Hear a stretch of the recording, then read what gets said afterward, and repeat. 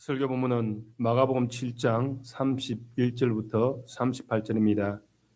예수께서 다시 두로 지방에서 나와 시돈을 지나고 데가볼리 지방을 통과하여 갈릴리 호수에 이르매 사람들이 귀 먹고 말 듣으만한 자를 데리고 예수께 나와 안수하여 주기를 간구하거늘 예수께서 그 사람을 따로 데리고 무리를 떠나사 손가락을 그 양 귀에 넣고 침을 뱉어 그 혀에 손을 대시며 하늘을 우러러 탄식하시며 그에게 이르시되 에바다 하시니 곧 이는 열리라는 뜻이라. 그의 귀가 열리고 혀가 맺힌 것이 곧 풀려 말이 분명하여졌더라. 예수께서 그들에게 경고하사 아무에게도 이르지 말라 하시되 경고하실수록 그들이 더욱 널리 전파하니 사람들이 심히 놀라 이르되 그가 모든 것을 잘하였도다. 못 듣는 사람도 듣게 하고 말 못하는 사람도 말하게 한다 하니라. 주 안에서 사랑하는 성도 여러분, 우리는 오늘 본문의 말씀을 단순히 기적 정도로만 생각할 수 없을 것입니다. 왜냐하면 우리 중에 귀로 들을 수 없는 사람에 대하여 직접적인 고민을 생각할 수 없기 때문에 어쩌면 이 내용들이 우리에게 좀 더 심각하게 들려지지 않을 수도 있습니다. 또 때로 우리의 구원이 하나님의 말씀에서 들음에서 온다라는 사실을 성경을 통하여 배워왔습니다. 이것을 사실이라고 생각한다면 만약 이 본문을 바라보면서 귀로 들을 수 없다라는 것이 얼마나 심각한 저주인가라는 사실을 생각하게 될 것입니다. 대부분의 사람들은 내가 귀로 들을 수 있기 때문에 귀로 들을 수 없다는 것과 또한 내가 말을 할 수 있기 때문에 말을 못한다라는 이것들이 그냥 쉽게 지나칠지 모르겠습니다. 마르틴 클라인 목사는 영국의 런던에서 네덜란드 난민교회를 목회하는 목사였습니다. 네덜란드에서 박해가 심하였기 때문에 그들은 이제 많은 개혁파 신앙인들이 영국으로 도망쳤고 런던에서 네덜란드로서 이제 사역을 시작을 했습니다. 마르틴 클라인은 그러한 목사 중에 한 명이었습니다. 1552년에 그의 교회의 어린아이들을 가르치기 위해서 교리문답을 작성했습니다. 이 교리문답의 어떤 부분에서 그는 귀 먹은 자에 대해서 언급합니다. 그는 태어날 때부터 귀 먹은 자들은 하나님의 말씀을 들을 수 없었기 때문에 믿을 수 없었다고 말합니다. 그럼에도 불구하고 교회의 어린아이들처럼 그리스도를 위하여 귀 먹은 자들은 복이 있으며 그들은 거룩하고 의롭고 깨끗하며 신실하게 여긴다라고 그렇게 말했습니다. 여러분, 이 클라인이 이렇게 말한 것을 듣게 될 때 다소 좀 과격하다라고 생각되지 않습니까? 극단적이다라고 생각이 되지 않습니까? 왜냐하면 우리는 이 시대에 수화라고 하는 것을 가지고 있습니다. 그래서 말을 듣지 못하는 사람들이 수화를 바라보면서 무엇인가 움직임을 바라보고 또한 그 언어들을 이해할 수가 있습니다. 그러나 이 수화는 1620년이 되었어야 발명되었습니다. 그러니까 1500년대에 이 클라인이 사역하던 이 시대에 정말로 듣지 못하는 것이 얼마나 심각한 저주와 같은 일인가라는 사실을 발견하게 된다라는 것입니다.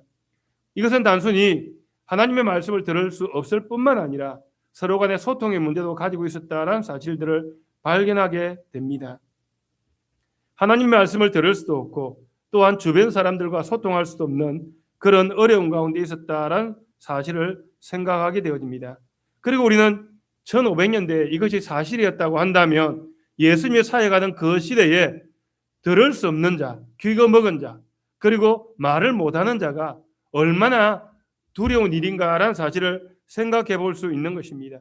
예수님 주변에 많은 사람들이 모여들었지만 이 귀 먹은 사람은 그들과 정말로 교제할 수 없습니다. 대화할 수 없고 저들이 어떤 감정을 가지고 있는가에 대해서 전혀 생각할 수 없는 그런 환경 가운데 있다라는 것입니다. 그들은 단지 몇 가지의 제스처, 배가 고프면 찡그리든지 아니면 아프면 굉장히 찡그리든지 그런 장면을 통해 저 사람이 아프다라는 정도만 추측할 수 있는 그런 정도였습니다. 그는 사람들의 말을 들어본 적이 없기 때문에 자신의 입으로 말을 하는 것을 이해할 수 없고 말도 뜨듬뜨듬하게 되어졌다라는 것입니다.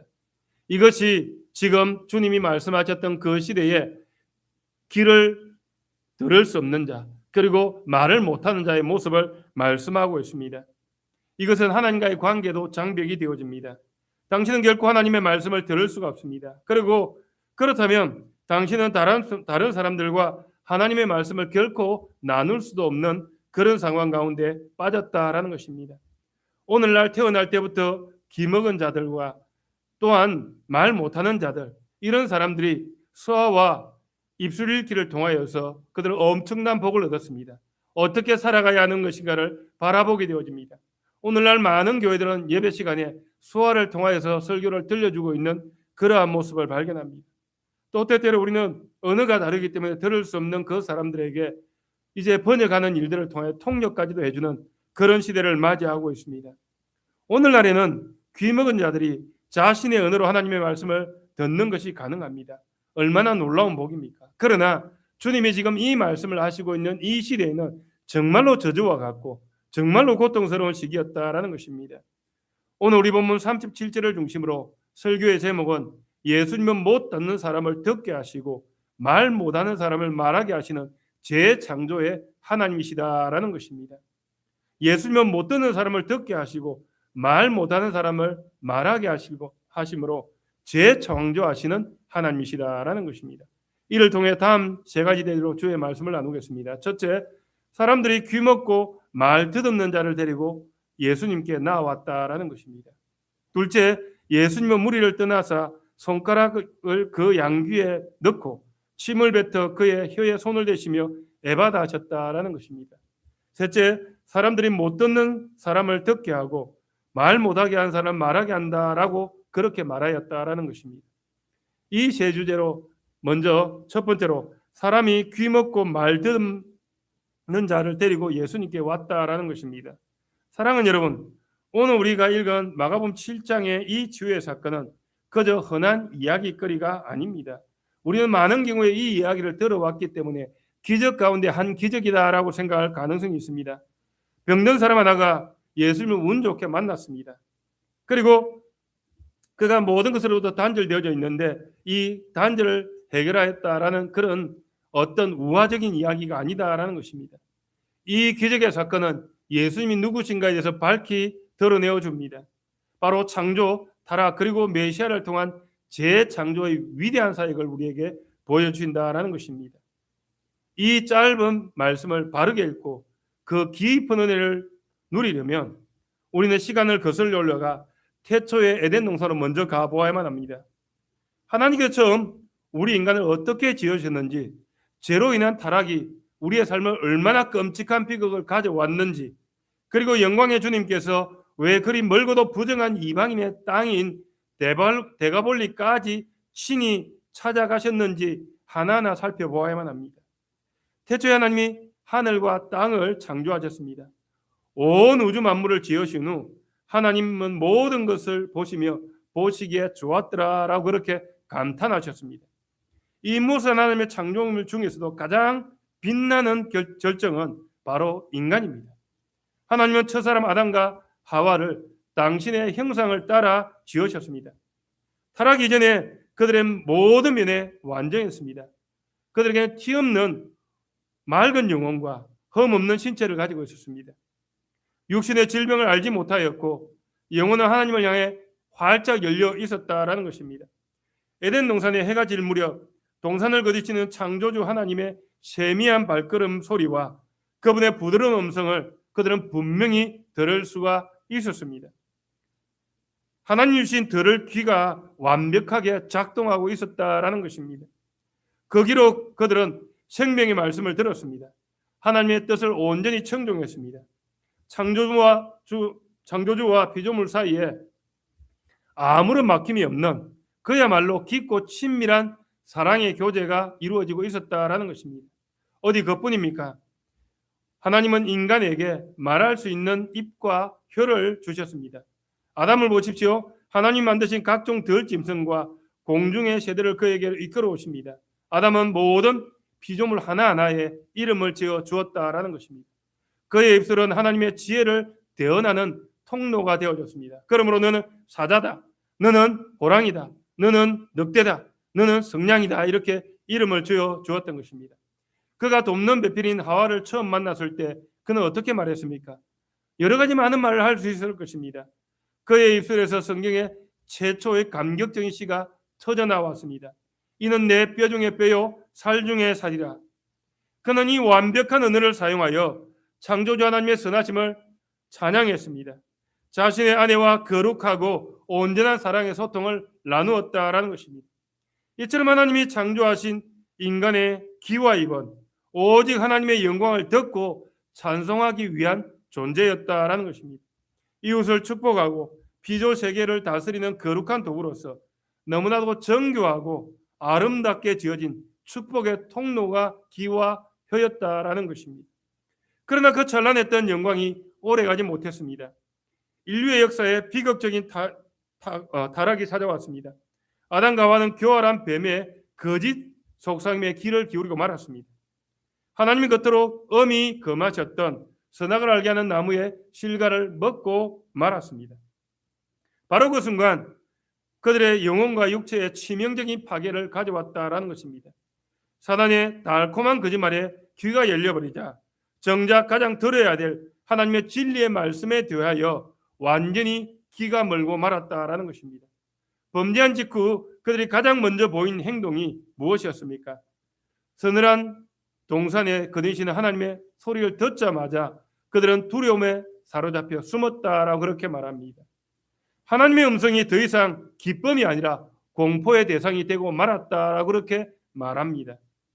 타락은 이처럼 인간의 영적 청각을 무참히 마비시켜 버렸다라는 것입니다.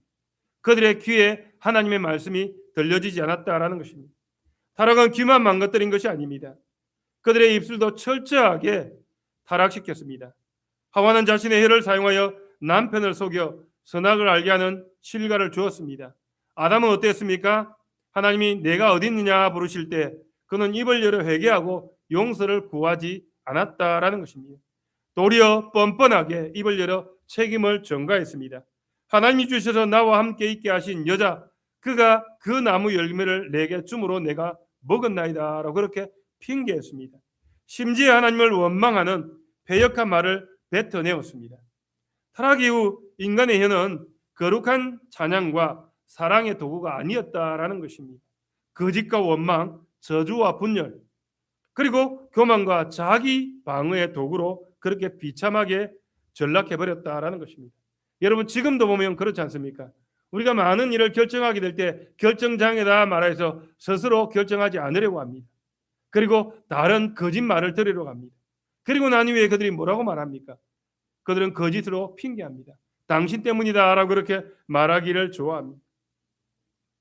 이러한 영적인 기먹음과 말더듬이 인간의 내면함에 머물러 있지 않습니다. 제로 물리적인 피조세계 전체에 여지없이 파괴를 가져왔다라는 것입니다. 타락 이후의 세상은 질병과 죽음, 상처와 고통, 그리고 무서운 장애가 난무하는 세상이 되고 말았습니다. 성경학자들은 타락 이후의 세상을 가리켜 깨어진 세상이다라고 그렇게 부릅니다. 깨어진 세상. 인간의 범죄로 인해 관계가 산산조각난 깨어진 세상입니다. 만물이 어떤 데 굴복하고 이제껏 탄식하며 신음하게 되었다라는 것입니다. 오늘 본문에 등장하는 이 이방인 환자, 즉 귀먹고 말 듣는 자를 주목해 보십시오. 그는 결코 운이 나빠 장애인으로 태어난 것이 아니다라는 것입니다. 단순한 가여운 한 개인이 아니다라는 것입니다. 그는 다름 아닌 첫사람 아담의 타락 이후 영적으로 하나님과 완전히 단절되고 육적으로 처참하게 깨어져 버린 인류 전체의 비참함에 실존으로 온몸으로 드러내고 있는 그런 모습입니다. 그는 타락과 끔찍한 결과를 고통받으며 신음하는 우리를 대표하는 진정한 의미에서 무너진 자, 깨어진 자라고 그렇게 말할 수 있을 것입니다. 이 무너진 자의 삶을 우리는 어땠는지 짐작해 보십시오. 그는 어머니 뱃속에 태어나 한순간도 침묵의 간혹에 갇혀 있었습니다. 평생 단 한 번도 새들의 기적이는 소리를 들을 수가 없었습니다. 흐르는 시냇물의 아름다운 소리를 들을 수가 없었습니다. 사랑하는 이들의 다정한 소리를 들을 수가 없었습니다. 친구들과 웃으며 의미 있는 의사소통을 나누지 못했습니다. 하지만 무엇보다 비극적인 사실은 그가 구원의 복음을 귀로 듣지 못했다라는 것입니다. 주님을 향해 입술을 열어 신앙 고백할 수 없었다라는 것입니다. 그는 세상과 하나님으로부터 철저하게 고립된 추력 같은 영적인 어둠 속에 버려진 영혼이었다라는 것입니다. 그런데 사랑하는 성도 여러분, 오늘 본문 31절을 보십시오.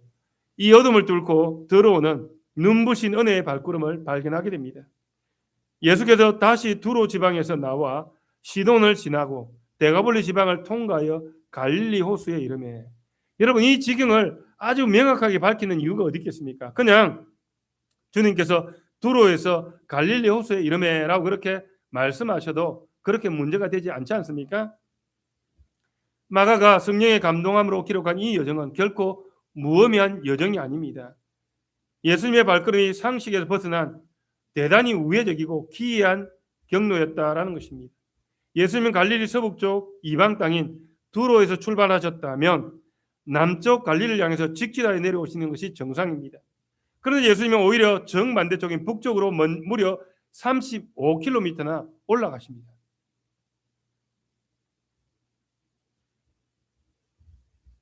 시돈을 거슬러 올라가십니다. 그런 다음 내륙으로 크게 우회하여 요단강 동편에 있는 데가볼리 지역으로 돌아오시는 그 장면을 보게 됩니다. 우리는 데가볼리에 대해서 이미 알고 있습니다. 데카와 도시라고 하는 이 단어가 합성어입니다. 즉 10개의 도시들이 모인 것입니다. 알렉산더 대왕 이후에 헬라 문화가 강력하게 뿌리내린 이 10개의 이방 도시의 연합체입니다.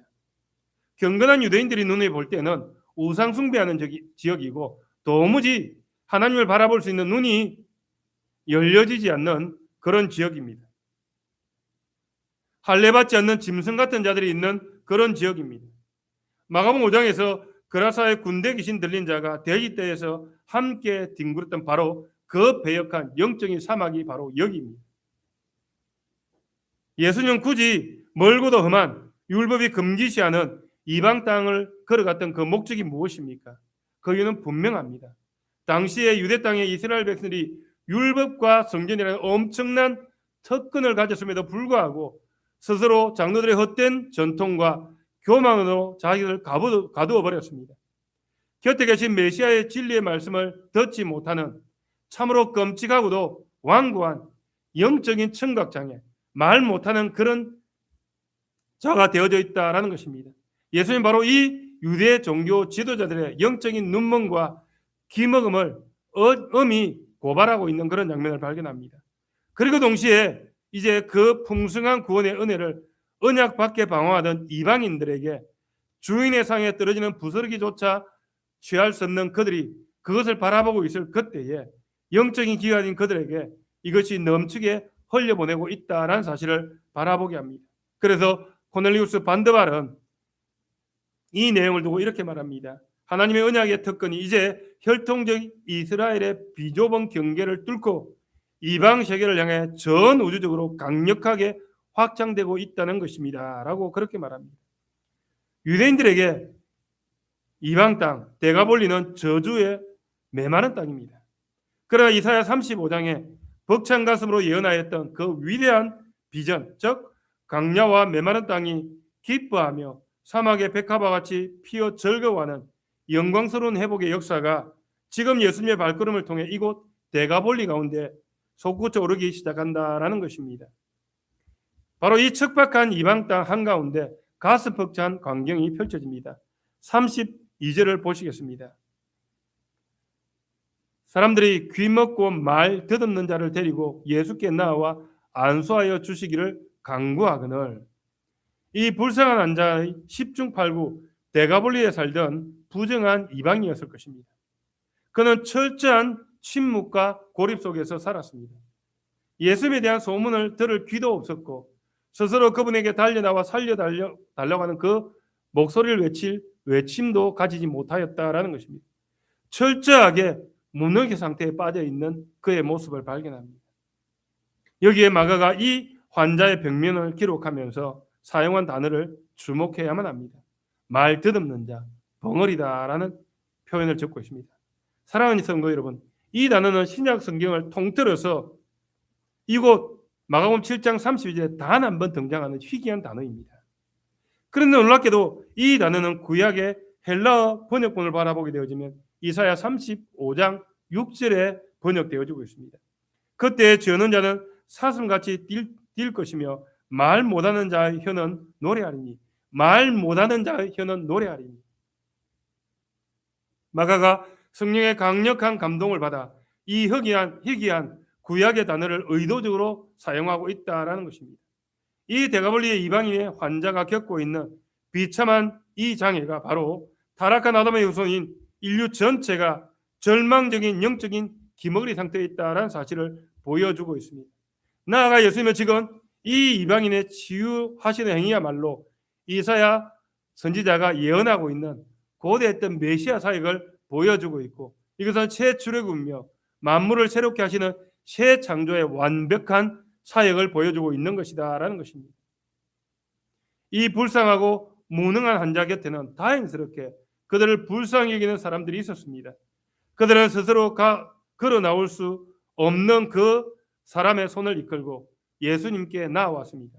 그리고 그에게 손을 얹어주기를 간구하였습니다. 사랑하는 여러분, 바로 이것이 오늘날 온갖 죄와 상처에 무너진 이 세상을 살아가는 우리 그리스도인들이 취해야 될 가장 아름답고 마땅한 행동입니다. 우리 주변을 한번 살펴보십시오. 죄로 인하여 스스로 생명의 말씀을 들을 수 없고 창조주를 향해 감사의 찬양을 올릴 수도 없이 죽어가는 영혼들을 너무나 많이 바라보게 됩니다. 여러분, 우리는 신자라고 말하지만 결혼을 위하여 교회를 옮겨야 하고 돈을 벌기 위하여 교회를 옮겨야 하고 이런저런 이유로 인하여서 교회를 가야 하는 그런 영혼들이 있습니다. 그런 영혼들을 향해서 우리가 할 수 있는 일이 무엇입니까? 그런 영혼들을 향해서 우리가 할 수 있는 일이 무엇입니까? 고작 비난입니까? 그것은 너무나 어리석은 일입니다. 우리는 그들에게 정말로 영적인 기가 막아져 있는 그들을 향해서 영적인 길을 열어줘야만 합니다.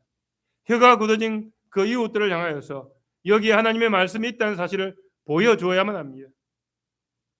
우리가 먼저 해야 될 일이 무엇입니까? 그 불쌍한 영혼들을 포기하지 않고 그들의 손을 꽉 붙잡고 주님 앞으로 나아오는 것입니다. 주의 말씀 앞으로 나아오는 것입니다. 말씀을 듣게 하는 것입니다. 그들의 간절한 부르짖음에 우리 예수님은 어떻게 반응하셨습니까? 33절에 다음 같이 읽게 됩니다. 같이 한번 읽겠습니다. 33절입니다. 시작.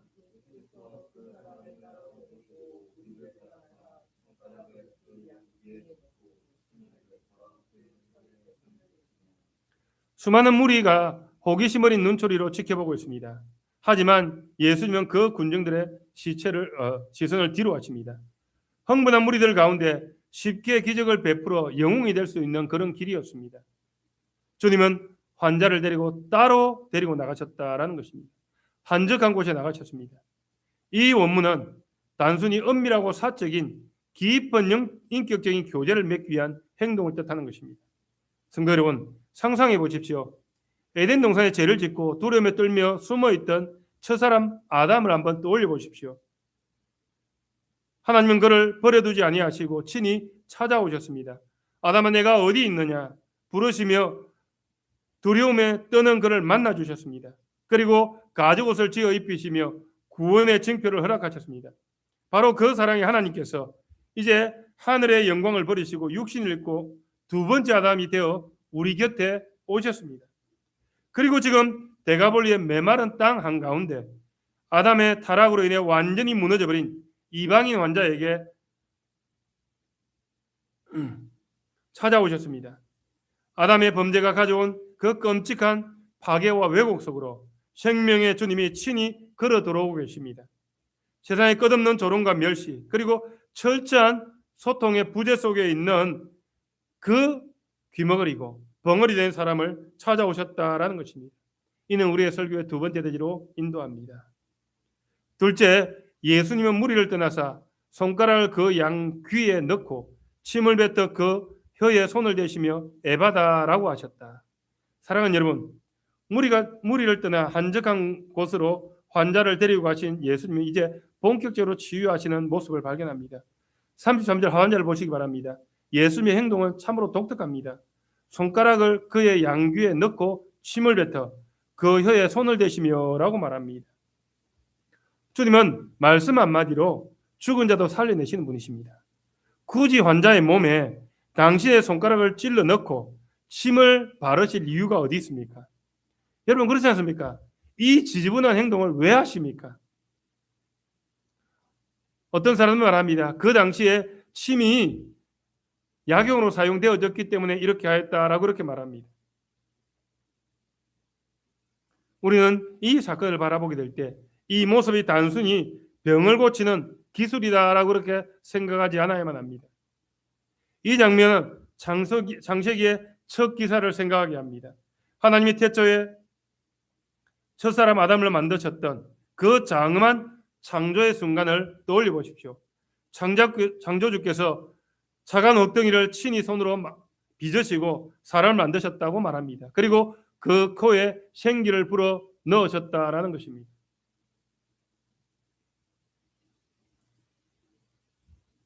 바로 그 창조의 하나님께서 지금 두 번째 아담이 되어 우리 곁에 서 계신 것입니다. 데가볼리의 광야 가운데서 주님은 당신의 거룩한 손가락을 내미십니다. 그리고 아담의 타락 이후 철저하게 굳어버린 망가져버린 한 인간의 몸을 직접 만지고 계십니다. 주님은 손가락으로 막힌 귀를 파고듭니다. 주님이 입에서 나온 생명의 말씀에 물긴 침이 굳어져버린 혀를 적시기 시작합니다. 이것이 무엇을 의미합니까? 죄와 질병으로 무너진 피조물을 창조주께서 다시 빚으시는 위대한 재창조의 사역이다라고 그렇게밖에 말할 수가 없습니다. 첫째 아담 안에서 우리의 귀는 사단의 거짓말에 속아 하나님의 말씀을 듣는 기능을 상실했습니다. 첫째 아담에서 우리 입술은 타락하여 저주와 핑계를 대었고 하나님의 그 위대한 사역을 찬양하는 입술은 망가져 버렸습니다. 그러나 이제 온 우주의 영광이신 주님께서 당신의 손으로 그 막힌 길을 다시 뚫어내십니다. 당신의 손으로 그 묶인 혀를 친히 만져주고 계신다라는 것입니다. 진흙과 같은 죄인의 몸에 창조주의 거룩한 손가락이 닿는 그 순간 사망의 권세가 끊어지고 새 창조의 생명력이 환자의 영혼과 육신 깊숙이 흘러들어가는 것입니다. 뿐만 아닙니다. 이 예수님의 행동은 구약의 제사장의 위임식에도 볼 수 있습니다. 출애굽기와 레위기를 보게 되면 제사장을 세울 때 그들의 왼쪽 깃불과 엄지 손가락 그리고 엄지 발가락에 거룩한 피와 기름을 바르는 의식을 가졌습니다. 하나님의 말씀을 온전히 듣고 거룩한 사역을 감당하라는 성별의 의미를 가지고 있다라는 것입니다. 지금 이방인의 이 부정한 환자의 귀와 입술을 친히 만지시며 그것은 단순히 건강한 일반인으로 고치는 것을 넘어 하나님을 찬양하고 복음을 듣는 거룩한 새 언약의 제사장이 되게 하신다라는 것입니다. 은혜의 테두리 밖에 버려졌던 그들을 향해서 이제 언약 안으로 불러들입니다.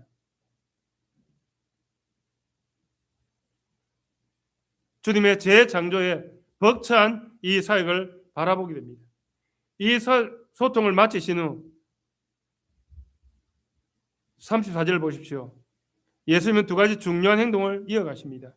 하늘을 우러러 탄식하시며 먼저 하나님은 주님은 하늘을 우러러 보셨습니다. 이것은 기쁜 기도의 자세입니다.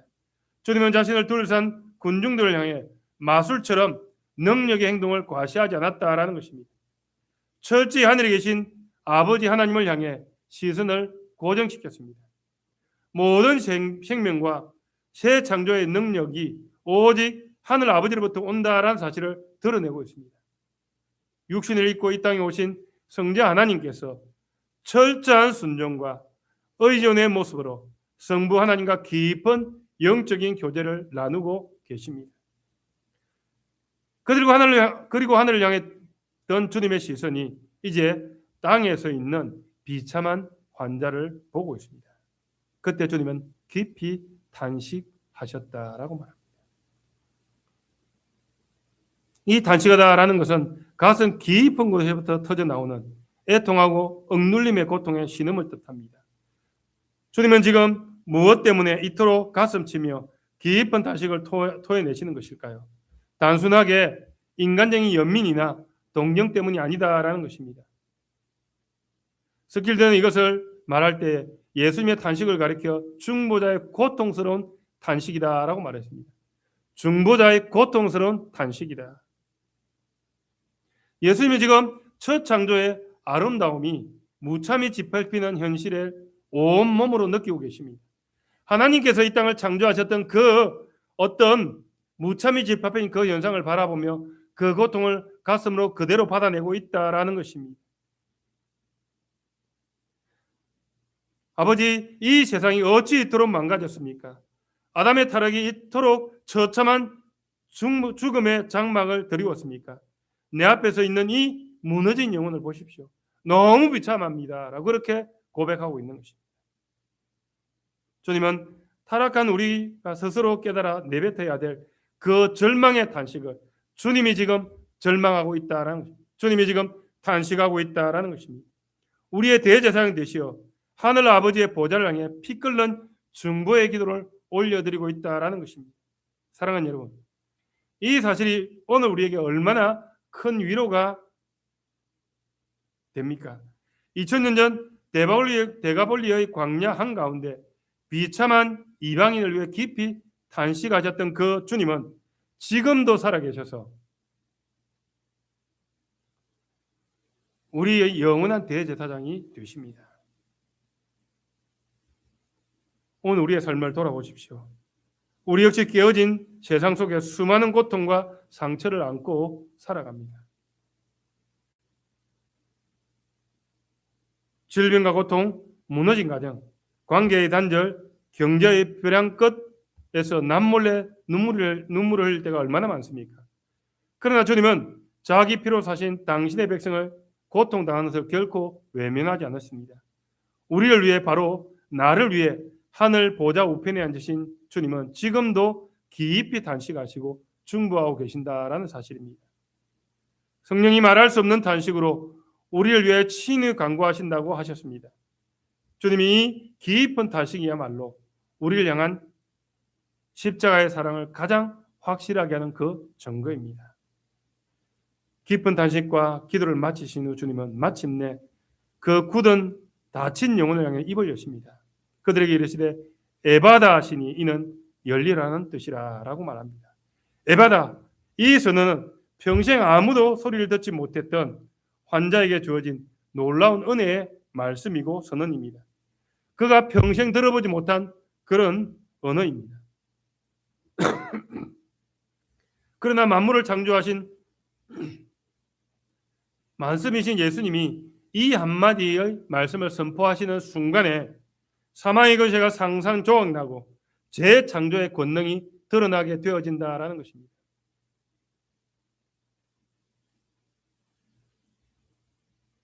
(35절을) 다 같이 한번 보겠습니다. 시작.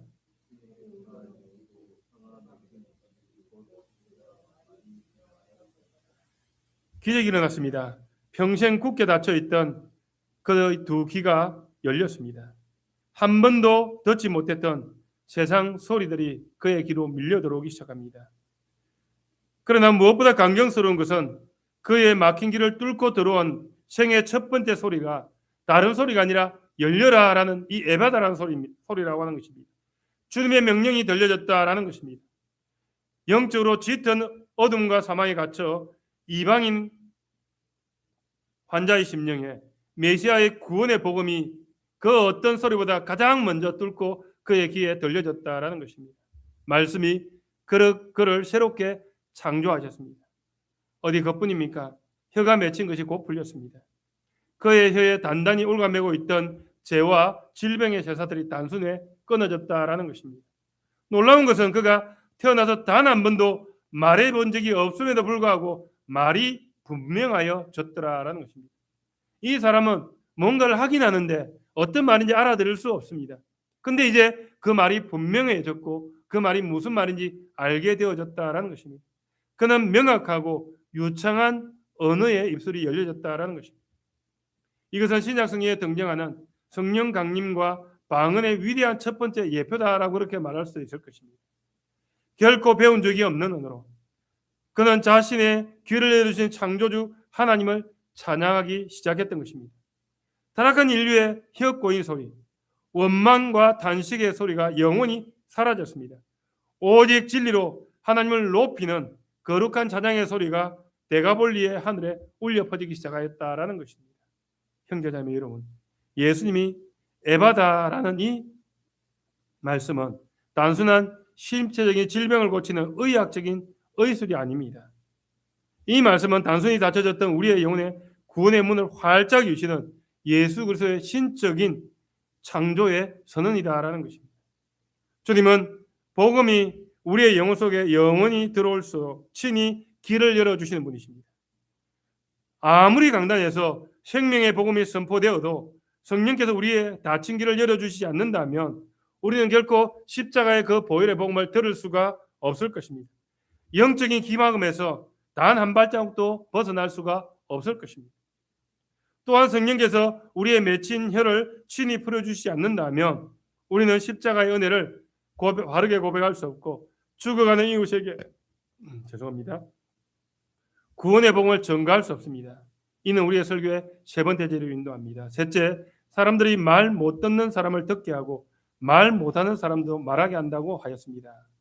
사랑하는 성도 여러분, 놀라운 기적을 목격한 사람들의 반응은 어땠습니까? 36절과 37절을 보십시오. 예수님께서 이 놀라운 기적을 겪은 환자와 주변 사람들에게 아무에게도 이러지 말라라고 엄히 경고하였습니다. 예수님은 단순히 마술이나 기적을 행하는 영웅으로서 사람들의 입에 오르내리는 것을 원치 않으셨습니다. 주님은 진정한 목적은 십자가를 통한 대속의 죽음과 부활이었기 때문입니다. 그러나 그분은 그렇게 경고하셨음에 불구하고 사람들은 입을 다물지 않았다라는 것입니다. 경고하실수록 그들은 오히려 구원의 감격에 주체할 수 없는 소문들이 퍼져나갔다라는 것입니다. 37절에 이렇게 말합니다. 사람들이 심히 놀라워 이르되, 여기서 심히 놀라라고 번역된 이 단어는 오직 신약 여기에 쓰인 단어입니다. 단순히 깜짝 놀라는 정도가 아니라 지나칠 정도로 압도당하여 정신을 잃을 만큼 되어졌다라는 것입니다. 큰 충격을 받았다라는 뜻입니다. 대가볼리의 이방인들은 자신들 앞에 펼쳐진 이 창조주의 권능을 바라보면서 완전히 압도되어지고 정신을 잃을 만큼 놀랐다라는 것입니다. 그리고 그 압도된 이방인의 입에서 놀라운 고백이 터져 나옵니다. 그가 모든 것을 잘하였도다. 못 듣는 사람도 듣게 하고 말 못하는 사람도 말하게 하도다. 이 짧은 한 호선 속에 성경 전체를 관통하는 두 가지 엄청난 진리가 있습니다. 첫 번째, 그가 모든 것을 잘하였도다라고 고백합니다. 이 고백은 단순히 예수님의 병 고치는 그 능력이 뛰어나다라는 것이 아닙니다.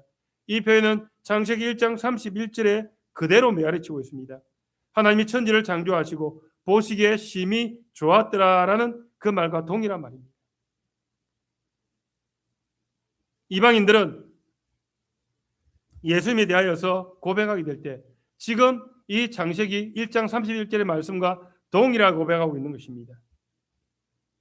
그가 모든 것을 잘하였도다. 보시기에 심히 좋았더라라는 그런 의미를 담고 있다라는 것입니다.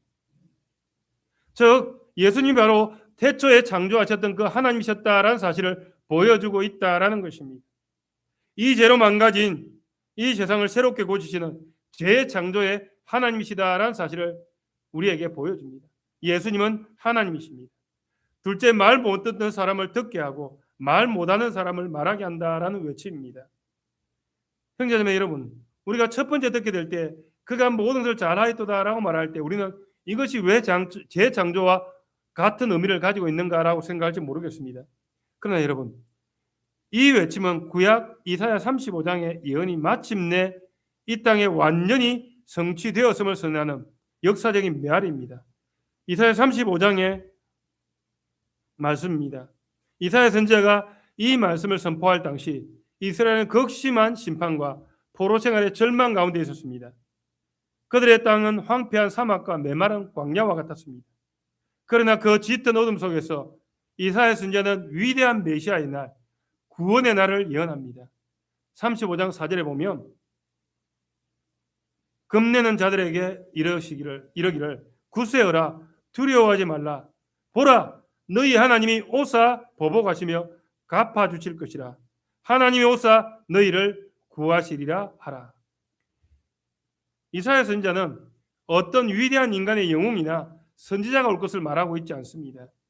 하나님이 친히 오사, 너희 하나님이 친히 오사, 너희가 믿고 있는 그 하나님이 친히 오사라고 말합니다. 창조주 하나님이 친히 오사라고 그렇게 말하고 있습니다. 그 하나님이 친히 오신 날 어떤 일이 벌어집니까? 5절과 6절에 그때 맹인의 눈이 밝을 것이며 못 듣는 사람의 귀가 열릴 것이며 그때 저는 자는 사슴같이 뛸 것이며 말 못하는 자의 혀는 노래하리니 이는 광야에서 물이 솟겠고 사막에서 시내가 흐를 것입니다. 맹인의 눈이 밝을 것이며 못 듣는 사람의 귀가 열릴 것이며 말 못하는 자의 혀가 노래하리니 언제 일이 벌어진다고요? 언제 일이 벌어진다고요? 너희 하나님이 친히 오사, 너희 하나님이 친히 오시는 그날에 이 일이 일어날 것이다 라고 말합니다.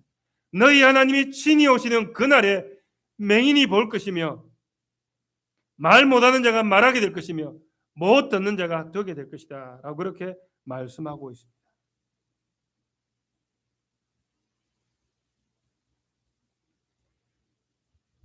귀 먹은 자가 듣고 말 못하는 벙어리가 노래하는 기적은 단순히 병을 고침의 그런 기적이 아닙니다. 그것은 바로 이사야 선지자가 애타게 기다렸던 창조주 하나님이 친히 이 땅 가운데 오셔서 자기 백성을 구원하시는 그 사역을 의미하고 있는 것입니다. 결정적인 메시아적인 표적을 드러내고 있는 것입니다. 유대인들은 이 영광스러운 이사야의 예언을 잘 알고 있습니다. 메시아가 오시면 이 모든 질병과 저주의 끝날이 있을 것이다 라는 것입니다. 그런데 보십시오. 이사야의 이 위대한 예언이 율법의 중심지인 예루살렘 성전이 아니라 부정한 이방인들이 있는 이 데가볼리의 거친 광야에 벌어진 땅에 이방인 환자의 몸속에 이루어지고 있다라는 것입니다. 무리들이 못 듣는 사람을 듣게 하고 말 못하는 사람을 말하게 한다고 외친 것은 그들이 온전하게 깨닫지 못하였을지라도 이사야 35장에 그 하나님이 지금 우리 앞에 서 계신다라고 하는 위대한 선언이고 선포입니다. 예수님은 그저 내 몸의 질병을 고치는 응급실의 의사가 아니다라는 것입니다. 여러분, 오늘날 이 복음의 시대가 이렇게 확장되어졌음에도 불구하고 수많은 사람들이 단순히 예수님을 응급실의 의사 정도로만 생각합니다. 그래서 주님은 병을 고칠 수 있는 그런 주님 정도로만 생각한다라는 것입니다. 그분은 아담의 타락 이후 신음하는 모든 피조물을 회복하시고 영적으로 눈물고 귀먹은 자기 백성을 구원하기 위해 친히 육신을 입고 이 땅에 찾아오신 만군의 야훼다라는 것입니다. 재창조의 주님이시다라는 것입니다. 사랑하는 여러분, 오늘 우리에게 주신 이 마가복음 7장의 말씀은 유대인이나 데가볼리의 이방인에게 주어진 말씀이 아닙니다. 이 본문의 핵심 질문인 명확합니다. 과연 예수님은 누구입니까? 그리고 당신에게 예수님 그분은 어떤 분이십니까? 성령님 오늘 이 예배의 자리에서 저와 여러분에게 동일한 질문을 던지고 계십니다. 여러분에게 예수님이 과연 누구입니까? 내 육신의 문제를 해결해 주고 위안을 주는 기적의 행위자 그 예수님을 머물러 있지 않습니까? 우리는 그 너머를 보아야만 합니다. 우리의 마음 깊은 곳에서부터 이렇게 고백해야만 합니다. 주님 예수님은 나의 왕이요 나의 구원자이십니다. 영원한 사망에 갇힌 진리의 말씀을 듣지 못하던 나의 귀를 당신의 못 박힌 손으로 친히 열어주신 재창조의 하나님이시다라는 것입니다. 예수님은 저주와 원망뿐인 나의 맺힌 혀를 풀어주신 십자가의 은혜를 온 세상이 명확하게 찬송하게 하시는 참된 대제사장이시다라고 그렇게 고백해야만 합니다. 이 고백이 우리 입술 가운데 터져야만 합니다. 말씀을 맺겠습니다. 이 세상은 여전히 타락의 그늘에서 신음하고 있습니다. 육신의 질병, 경제적인 시련, 깨어진 관계 속에서 여전히 아파하고 있습니다. 그러나 오늘 우리에게 데가볼리의 광야에 찾아오셨던 그 예수님, 그분이 계십니다.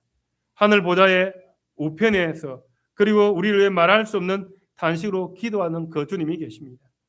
그 주님께 다시 한 번 더 이사야 35장의 예언을 우리의 삶에 온전하고도 영원하게 성취하셨던 그것을 우리는 바라보게 됩니다. 슬픔과 탄식이 완전히 사라지고 영원한 희락이 우리의 머리에 씌워질 것입니다. 그날을 소망하며 우리 모두의 영적인 길을 활짝 엽시다. 주님의 십자가의 복음에 온전히 기울입시다. 그리고 우리의 풀어진 혀로 나를 구원하신 만물을 새롭게 하시는 재창조의 하나님, 예수 그리스도의 이름을 세상 끝날까지 우렁차게 찬양합시다. 주님께서 오늘도 우리에게 말씀하십니다. 에바다. 아멘.